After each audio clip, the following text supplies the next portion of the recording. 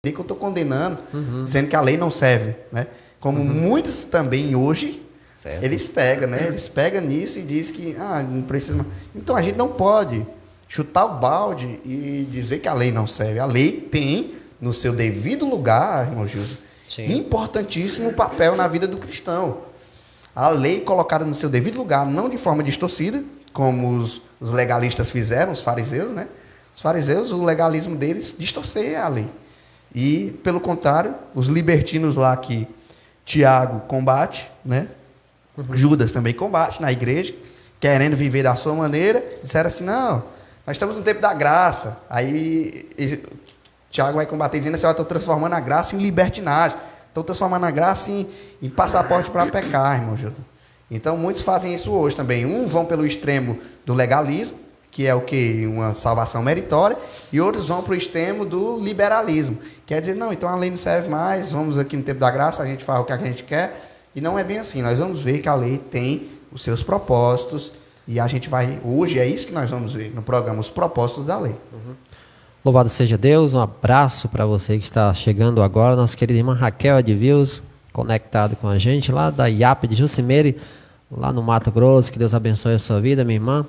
Chegando aqui com a gente também, Moacir Alencar, um abraço, irmão, seja bem-vindo ao nosso programa. Joel Roberto também está conectado com a gente.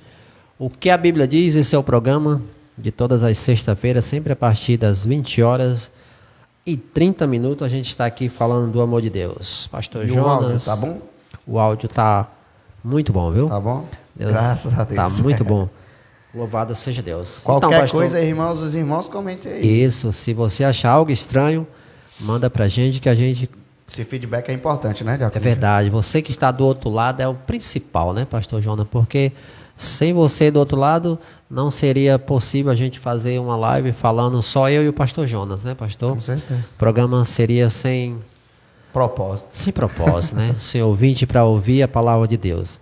Aleluia, Deus. Então, pastor, você disse que a lei não é propósito para a salvação, né? Não é a lei que salva. Pronto, é isso se a aí. lei não salva, deixa eu te perguntar. Se a salvação não é função da lei, então por que ela existe, pastor? Diga aí. Eita Deus, é importantíssimo isso aí. Né? Essa pergunta ela é muito importante, irmão Gildo. Por quê? Porque, ao contrário do que muitos pensam, Jesus não veio abolir a lei. Ele mesmo diz, eu não vim abolir a lei. Eu não vim aqui anular a lei. Né? Em algumas traduções, vai dizer, eu não vim anular a lei. E outros pegam, mesmo Jesus dizendo isso, outros pegam e chuta o balde e diz assim, não, que Jesus veio, anulou a lei, e começam a trazer ideologias ou ensinamentos que não condiz com o quê? Com o ensino da palavra de Deus, que é de quê? De obediência aos mandamentos. Então, a lei moral de Deus, ela tem sua importância. Mas qual é o papel da lei? Em qual lugar? No seu devido lugar. É assim, irmão Gildo. A gente sabe que a gente vive o dilema do pecado, né? A gente vive esse dilema. E o ser humano, ele já nasce por influência do pecado de Adão, nossos antepassados, nosso pai, né?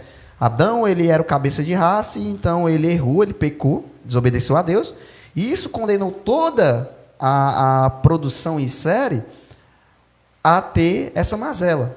É o pecado herdado, né? É o pecado herdado de Adão.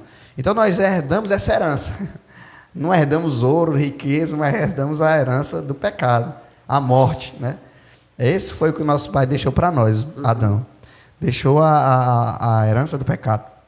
E todos nós, seres humanos, enfrentamos esse dilema do pecado desde o nascimento, irmãos. Desde o nascimento, a Bíblia diz que nós estamos condenados. Nós estávamos indo em direção à condenação, à destruição, né? Nós estávamos indo em direção à condenação. E o que é, aí é onde entra a lei. A lei nos mostra em que nós temos errado, em que nós temos pecado. A lei expressa o caráter de Deus, que é a lei moral. Nós fizemos essa distinção já dessas leis. Então, a lei moral de Deus, o decálogo, os 10 mandamentos, que está lá em Êxodo 20, ela demonstra o caráter de Deus. Ela demonstra o que é que Deus, ele queria que Adão, o cabeça de raça, fosse. E a lei também nos mostra que nós estamos muito distantes daquilo que Deus quer que nós sejamos. Então a lei, ela entra aí.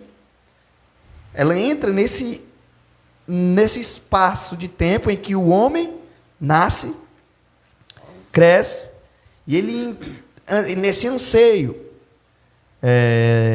de encontrar o propósito da sua vida, da sua existência, todo ser humano procura um motivo pelo qual existe. Né? E a palavra de Deus diz que nós fomos feitos para a glória de Deus, para a exaltação de Deus, para glorificar ao Senhor. Adão foi feito para ter comunhão plena com Deus. Isso é demonstrado em Gênesis, que ele tinha, todo no virar da tarde, ele tinha comunhão, estava conversando ali com Deus face a face, tinha sua comunhão perfeita, antes da influência do pecado. Aí o pecado entra e destrói tudo. Né? Por quê? Porque o nosso Deus é santo, né? E ele não compactua com o pecado. O pecado faz separação entre vós e o vosso Deus. Tem um texto sagrado que fala isso. Então o pecado separou o homem da comunhão perfeita que ele tinha com Deus. E Deus, através da lei, nos mostra esse pecado que nos afasta de Deus. E a Bíblia Sagrada diz que todo homem está destituído da glória de Deus. Nenhum homem pode ser reconciliado com Deus. Nenhum homem pode obedecer a Deus. Por quê? Porque quando nós observamos a lei, nós vemos que nós somos os totalmente transgressores dela. Por isso que o apóstolo Paulo vai dizer, irmão Gildo, que nós estávamos todos mortos em delitos e pecados, e a lei nos matava. A lei nos mostrava que nós estávamos mortos. Esse é o papel da lei. Nos mostrar, irmãos, a miséria do ser humano. A lei, ela tem esse papel. Nós não amávamos a Deus. Nós idolatrávamos. Nós éramos idólatras. Nós éramos blasfemadores, adúlteros, homicidas. Nós éramos tudo isso que a lei diz que é pecado. Todos nós estávamos mortos, cometendo esses inúmeros pecados. Mas um dia, nós observamos a palavra de Deus. Aí entra a lei. A lei nos diz que é errado matar, é errado roubar, que é errado idolatrar. E isso era o que nos condenava.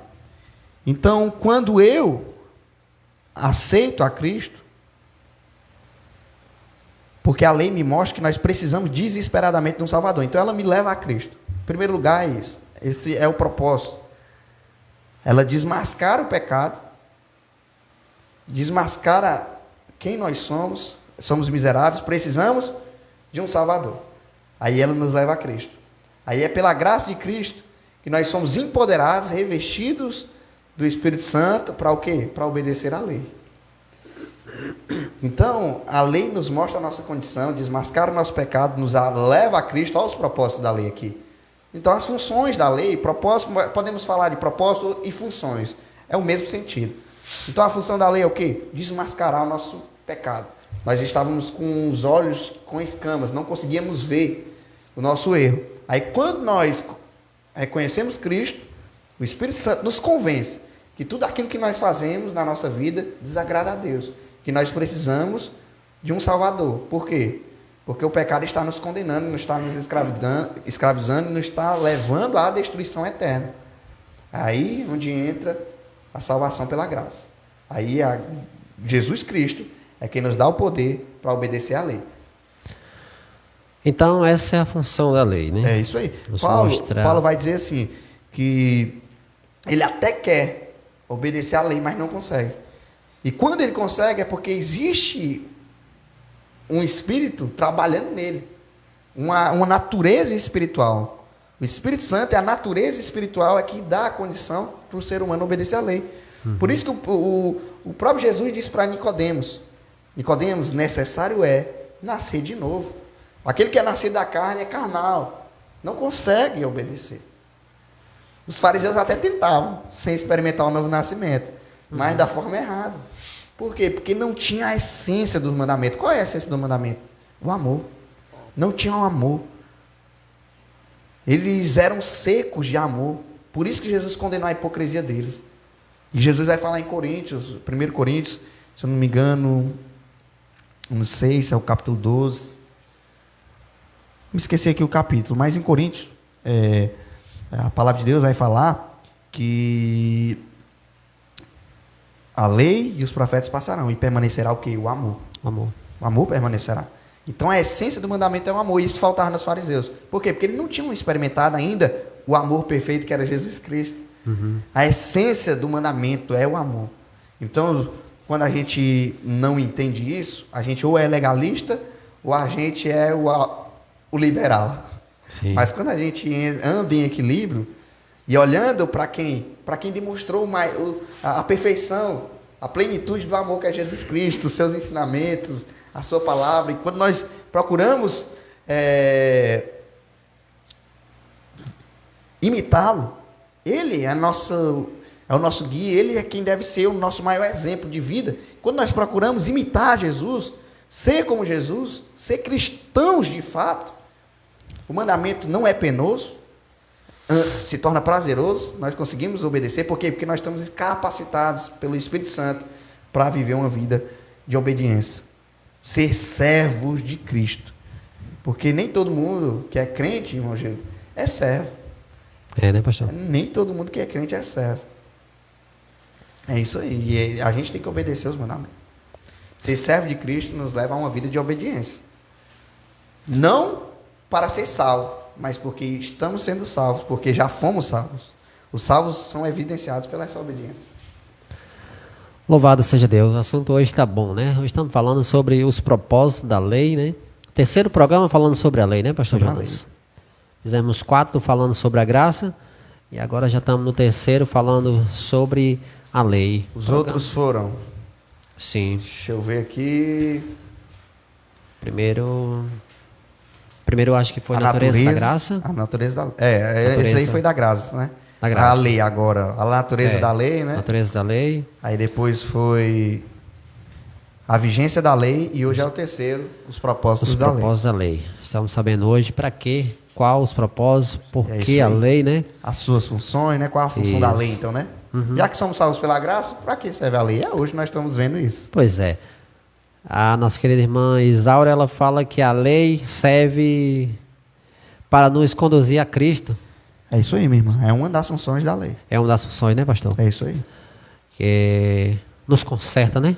Ela nos mostra que nós precisamos de Cristo. A lei nos conserta?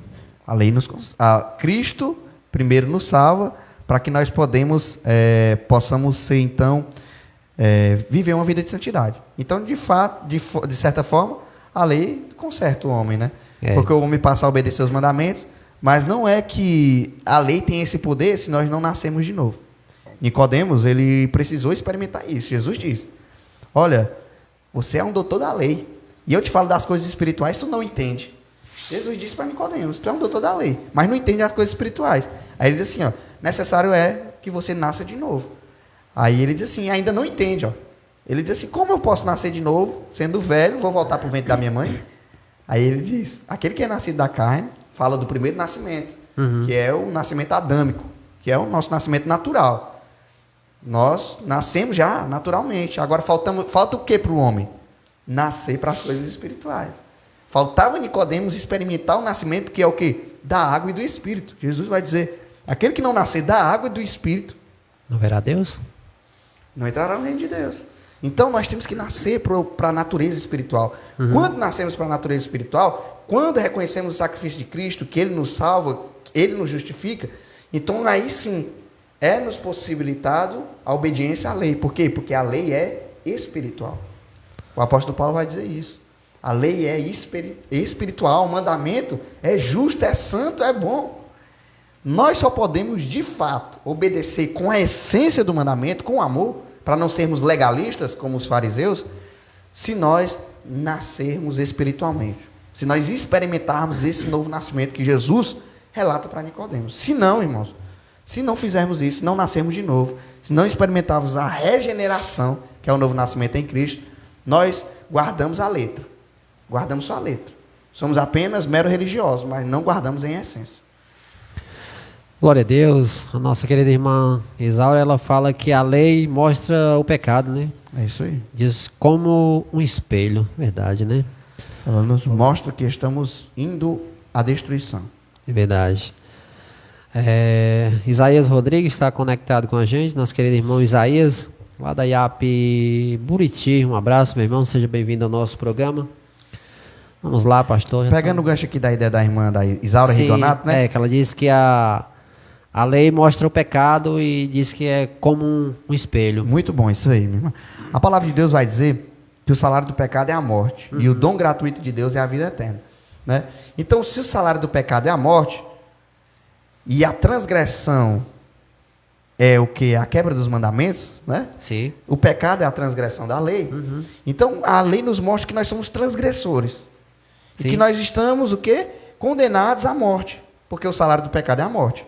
Então, a lei, ela nos mostra isso. Ela diz assim, olha, é como se a lei chegasse diante de nós e dissesse, está indo em direção à destruição. O que te espera é a morte. Por quê? Porque você é um adúltero, você é um idólatra, né? Você é cobiça, você é um invejoso, você não ama a Deus sobre todas as coisas, você tem colocado outras coisas acima de Deus, né? Você não honra pai e mãe. Então a lei nos mostra tudo aquilo que desagrada a Deus, tudo aquilo que nos condena, irmão Júlio, e que nos leva à destruição eterna. É o salário do pecado. Então a gente vê pelo texto sagrado que o dom gratuito de Deus é vida eterna. Por quê? O dom gratuito. Antes de nós obedecermos à lei, Jesus nos dá a graça, que é o favor imerecido, é o dom gratuito. Então nós recebemos o dom gratuito de Deus, que é a vida eterna, através da salvação pela graça. Aí, quando nós somos salvos, a obediência vem, irmão Júlio, naturalmente. Obedecer à lei não é mais agora. Por isso que a palavra de Deus vai dizer que nós não estamos mais sobre o jugo da lei. Aí muita gente entende isso de forma equivocada e diz, olha, tá vendo? Nós não estamos mais sobre o jugo da lei. A lei não nos condena mais. Opa. Isso é um erro, irmãos. É um erro teológico, é um erro doutrinário. Não existe essa questão da lei não condena mais. A lei continua nos condenando. Quem nos justifica é quem? Jesus. Nós somos justificados por Jesus. Porque em toda nossa vida cristã, uma hora ou outra, irmão Gildo, nós vamos quebrar os mandamentos de Deus. Você não pode chegar para mim e dizer, depois que eu aceitei Jesus, nunca mais desobedeci o mandamento. Eu duvido que você fale isso. Eu também não vou chegar aqui e dizer, depois que eu aceitei Jesus, eu nunca mais quebrei o mandamento. Meu irmão, todo dia eu peco. Não é porque eu estou numa posição eclesiástica que eu não sou mais um pecador, que você não é mais um pecador. Mas existe uma diferença. Jesus nos justifica, não há mais condenação para aqueles que estão em Cristo Jesus. Então a lei continua a nos condenar, por quê? Porque nós continuamos a desobedecer uma hora ou outra, irmão Júlio. A palavra de Deus diz que aquele que diz que não peca é mentiroso e já está condenado. Eu não quero ser condenado, eu sou um pecador, miserável e preciso todos os dias. Todos os dias de Jesus Cristo. Todos os dias eu preciso de Jesus, todos os dias você precisa de Jesus, todos os dias você precisa de Jesus. Por mais que você se esforce para obedecer os mandamentos, você vai quebrar um ou outro. Ou todo dia, ou um dia sim, outro não. Então é Cristo que nos justifica. Mas agora, depois da justificação, os mandamentos não mais são um peso, não mais são penosos, difíceis. Agora o crente tem prazer e consegue obedecer. O crente, ele consegue, pela natureza espiritual, entender que ele não precisa ser mais um adúltero, que ele tem que honrar a Deus sobre todas as coisas, isso de forma natural, através do novo nascimento. Eu tenho que amar a Deus sobre todas as coisas. Eu consigo colocar Deus em primeiro lugar na minha vida.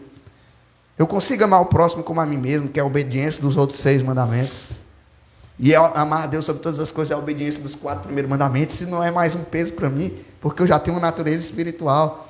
Foi me implantada essa natureza. Certo que vai existir uma guerra interna. Por quê? Porque a natureza natural não foi arrancada. Deus nos coloca uma nova. Então aí começa o conflito. Ó. Por que que o ímpio não tem esse dilema? Porque ele está morto espiritualmente, irmão. Ele só tem uma natureza, a carnal, a natural. Ele não vai entender essa guerra espiritual que o cristão vive. Esse dilema, peco ou não peco, faço ou não faço. Desagrado a Deus ou obedeço a Deus. Ele não entende isso, ele corre para o pecado. Por quê? Porque a natureza dele chama para aquilo, o pecado. Nós, quando nascemos de Adão, nós somos escravos do pecado. Nós somos levados pelos nossos próprios impulsos, pela nossa própria natureza. Mas quando nos é enxertada a natureza espiritual, aí nós somos empoderados para dizer, não preciso disso para ser feliz. Isso não me escraviza mais, eu consigo subjugar a natureza antiga, consigo dominar, ter domínio próprio e viver uma vida de santidade, por meio da graça. Mas é a lei que mostra isso. A lei que mostra isso. E a lei também nos serve no processo de santificação. Através da lei, nós vamos crescendo no processo de santificação. Outra função da lei. Glória a Deus. O programa hoje está bom, viu? Falando sobre os propósitos da lei, no que a Bíblia diz, esse é o programa. Um abraço aqui para o nosso querido irmão Elias Fernando. Ele diz assim, olá, paz do Senhor, meus irmãos. Sou de Querência do Norte. Ele diz, pastor, o som está ótimo. Opa, glória a Deus, meu nosso irmão. querido Obrigado, irmão Elias. Um abraço para você, meu irmão. A Laide Lopes também está conectado com a gente. Gessionita Borges também está conectado com a gente. Um abraço, minha irmã. Seja bem-vindo ao nosso programa, pastor. Falando sobre a lei, né? Dentre esses propósitos, há um especial, pastor, na lei? Dentre os propósitos da lei, Isso. Há um especial? há um que eu considero assim o principal propósito da lei, que é nos levar a Cristo. Esse, né? A lei, nós já vimos aqui que a lei desmascara nosso pecado. Ela nos mostra quão transgressores nós somos e que nós precisamos desesperadamente de Cristo.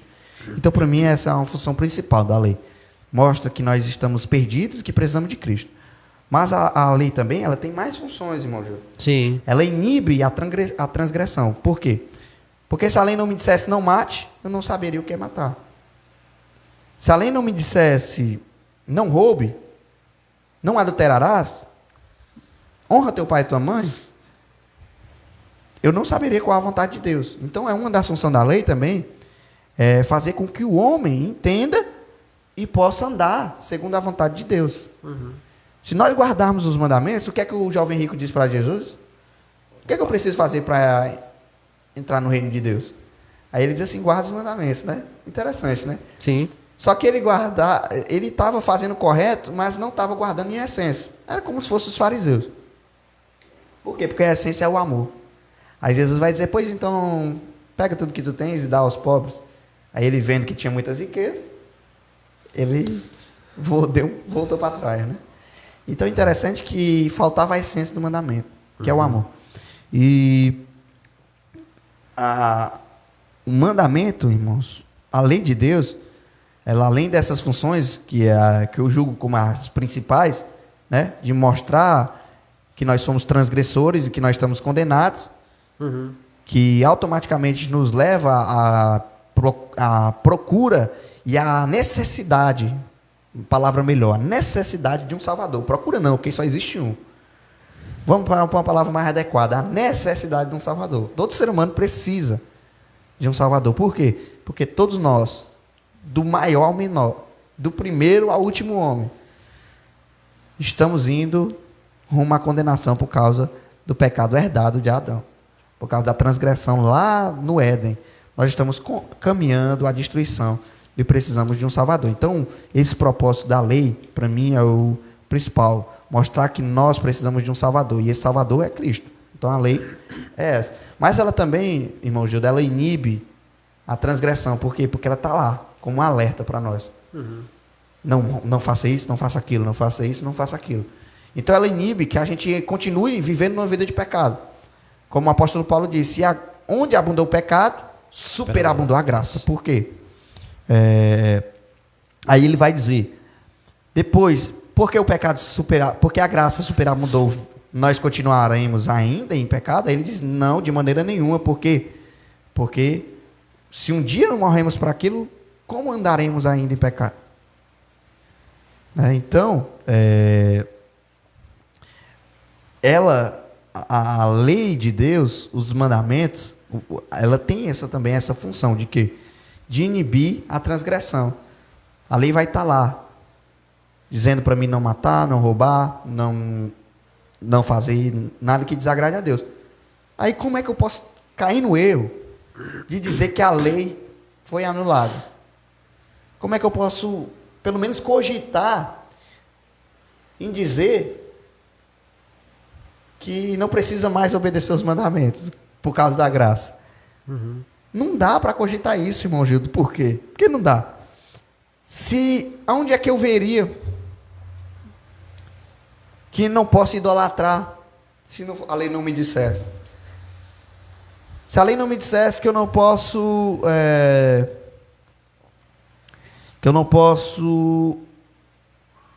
adulterar, se a lei não me dissesse que eu tenho que honrar pai e mãe, que eu tenho que honrar a Deus sobre todas as coisas, que eu não posso cobiçar as coisas do meu próximo, nós estaremos então vivendo uma vida desregrada, sem mandamento, porque é a lei que nos diz isso. Aí muitos vão dizer, não, agora é 2 mandamentos, amar a Deus sobre todas as coisas e o próximo como a ti mesmo. Se você fizer isso, você cumpriu todos? Com certeza. Quando Jesus diz, eu não vim abolir a lei, e ele diz, e Jesus fala muito sobre, olha, os antigos falaram isso, eu, porém, vos digo isso, né? E muita gente interpreta como se Jesus estivesse falando uma outra coisa. Tivesse anulado algo, né? Eu, porém, vos digo isso. Por quê, irmãos? Porque ele estava querendo trazer os mandamentos em essência. Porque as pessoas estavam passando a observar somente a letra. Aí ele vai dizer também, olha, a lei diz para vocês, olha aqui o tempo da graça, como é interessante. A lei diz para vocês que não mate, né? Pois bem, eu, porém, vos digo. Olha aqui, Jesus está ali dando uma ênfase à lei e ratificando a lei, confirmando ela e ainda dizendo, olha, eu, porém, vos digo que aquele que se irá contra o seu irmão sem motivo, já matou. Aí Jesus vai dizer, a lei diz para não adulterar, não é? Para não adulterarás, não é verdade? A lei não diz isso? Sim. Eu, porém, vos digo que aquele que olhar e no seu coração desejar, já adulterou com ela. Então, como é que um homem desse anulou lei? Não anulou, né? Ele foi deixar mais pesado, pastor? Interessante que no tempo da graça ainda é mais rígido, né? Então. Porque agora passa a ser condenado não somente o ato público. Olha aqui, os fariseus só conseguiam condenar aquilo que eles pegavam. Aquilo que eles viam, aquilo né? que eles viam, como a mulher adúltera lá no ato de adultério, eles pegaram em flagra.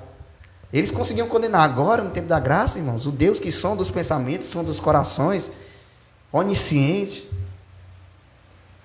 eles até o nosso pecado por pensamento. E há estudos que vão dizer que nós, seres humanos, maquinamos mais de 10 mil pensamentos por dia. Se nós colocássemos pelo menos 30% desses pensamentos como pensamentos pecaminosos, teríamos aí pelo menos uns 3 mil pecados por dia, né? Verdade. E nós, seres humanos, pecamos. Quando não pecamos em ações, pecamos aqui, ó. Nada escapa do juízo ou do tribunal de Deus. O Deus da nova aliança, o Deus da graça, irmãos. Deus condena, se Jesus condenou até o pecado gerado em pensamento, antes da consumação, que era no ato. Então, irmãos, nós estamos perdidos. A lei, ela nos mostra que nós estamos... Eita, agora ferrou. Precisamos, então, ser justificados. E essa justificação é por meio de Cristo. Porque, irmãos, eu confesso a vocês, se não fosse Cristo, a sua obra salvífica, meu Deus do céu, nós estaremos perdidos. Pecamos por ações, por pensamentos e por omissão, até o que nós não fazemos. Jesus vai dizer para muitos, aqueles que forem para a esquerda: tive fome, não me deste de comer.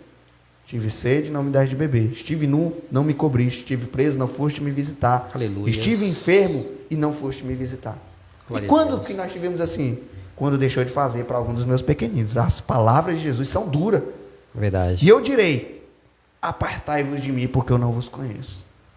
As palavras de Deus são muito duras, irmão.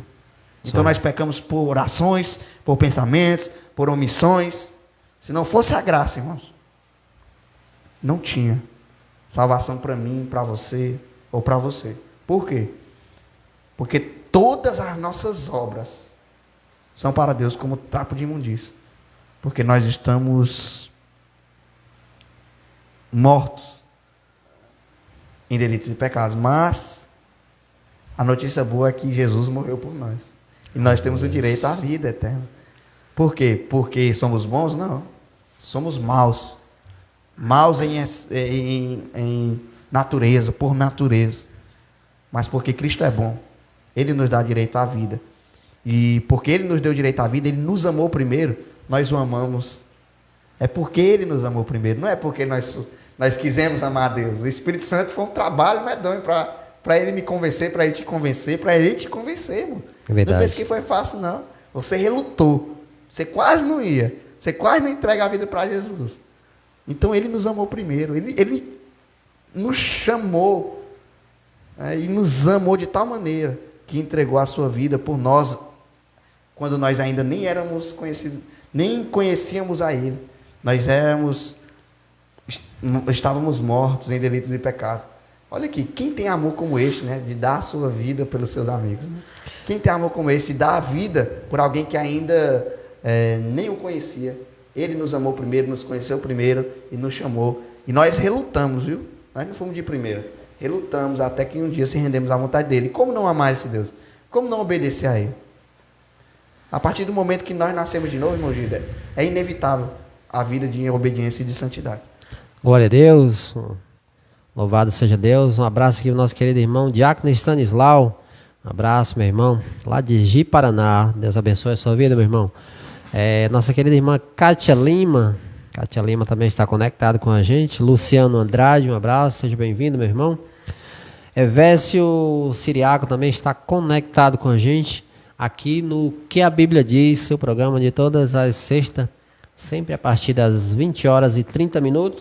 Estamos aqui, eu e o pastor Jonas, falando do amor de Deus. Vamos para a última pergunta, pastor, para a gente concluir esse programa. Já passou uma hora?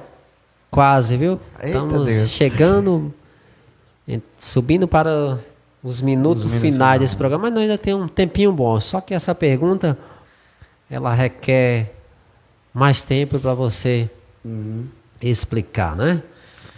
É assim, porque a lei de Deus, pastor, tem sido objeto de discussões e divergência religiosa. Por que tanto isso, pastor, dentro da lei? Por que tanta divergência, se somos todos cristãos, se somos todos servos de Deus? Por que tanta discussão e tanta divergência, tanto eu acho que é assim, eu acho que é assim, eu concordo assim, eu não? Por que isso, meu pastor? Bom, Diácono, você tocou num ponto importante, né? A lei de Deus, assim como a graça, a questão da fé e das obras, é algo que fez com que surgissem muitas denominações, né? Essas divergências doutrinárias a respeito da lei, sobre sua vigência, né? Sobre a guarda dos mandamentos, fez com que muitos cristãos divergissem de opiniões, discussões teológicas, por conta de equívocos interpretativos. Acredito que a maior delas é o equívoco interpretativo. Existe uma frase na teologia dizendo que a Bíblia é a mãe de todas as heresias. Não porque nela contém heresias, mas é porque os homens a distorcem. Os homens a interpretam de forma equivocada e de forma errada. Né? A Bíblia não tem heresia alguma. Ela é a palavra de Deus revelada, mas os homens têm suas interpretações equivocadas. Né? E por conta dessas interpretações equivocadas é que surgem as divergências de opiniões. Não estou aqui dizendo que A é certo, que B é errado, que B é certo e que A é errado. Não estou dizendo. Não estou dizendo que nós, promessistas, também somos os donos da verdade. Mas nós tentamos ir por uma interpretação bíblica e cristocêntrica. E quando falta uma interpretação bíblica e cristocêntrica, começa então a vir doutrinas humanas, fábulas, né? E isso acontece de haver bastante interpretação herege também. E interpretações não bíblicas ou antibíblicas. Por quê? Porque se foge da Bíblia, se foge de Cristo, né? A palavra de Deus diz que é anátema. Né? Maldito seja. Maldito, né? Ainda que venha um anjo pregar outra doutrina que não seja a dos apóstolos e a de Cristo, seja amaldiçoado, seja anátema. Então, eu acho que a maior causa dessas divergências é a falta de critério na interpretação. De ser uma interpretação contextualizada, analisando todo o contexto, ser uma interpretação que tenha coerência doutrinária e bíblica, se a Bíblia confirma mesmo isso. Porque vamos lá, a Bíblia não falando aqui de mandamento e de lei de Deus. Qual é o lugar da Bíblia que você vai ver Jesus ou o próprio Deus dizendo que o dia de guarda seria substituído pelo dia da ressurreição? Aonde é que você vê isso? Você não vê em canto nenhum na Bíblia. Mas porque a igreja e a tradição quis que assim fosse, substituíram. Uhum. Os homens distorcem, os homens fazem com que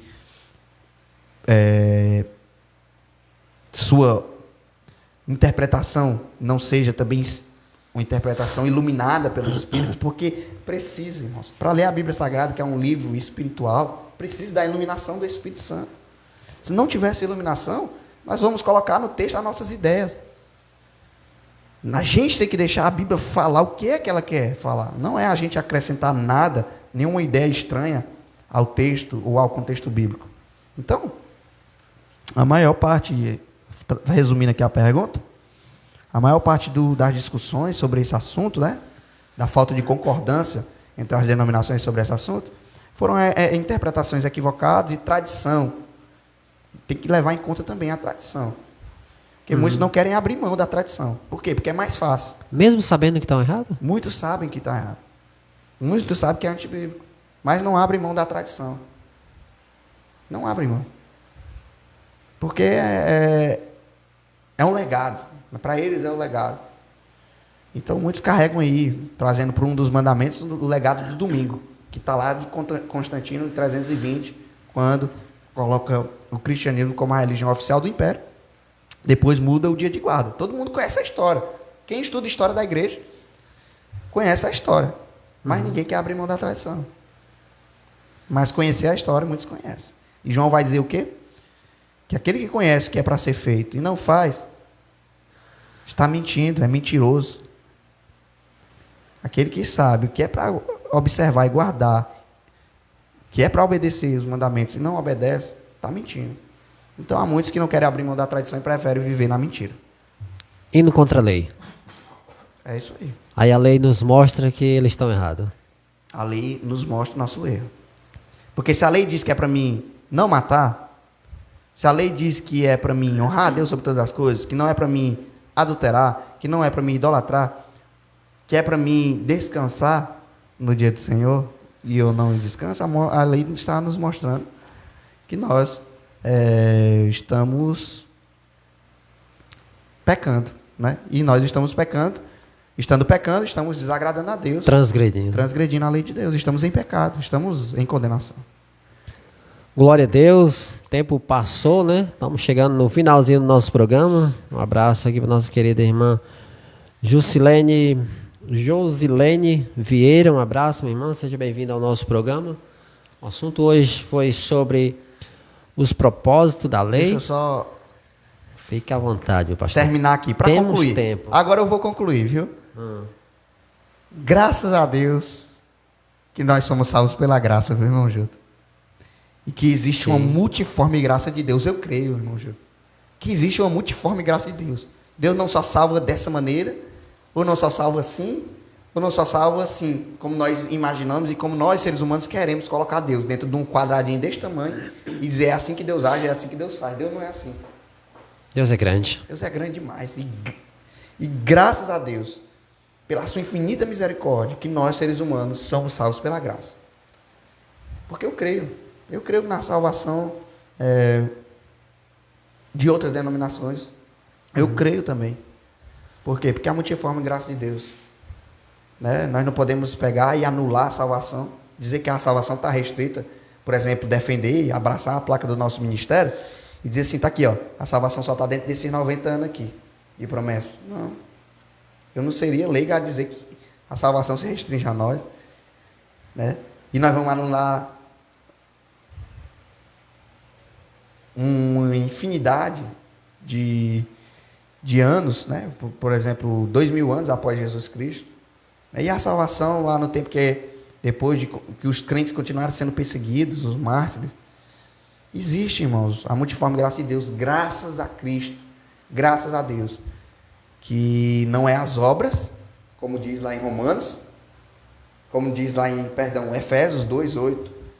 Vocês são salvos pela graça, por meio da fé. Isto não vem de vocês, é dom de Deus, não por obras, para que ninguém se glorie.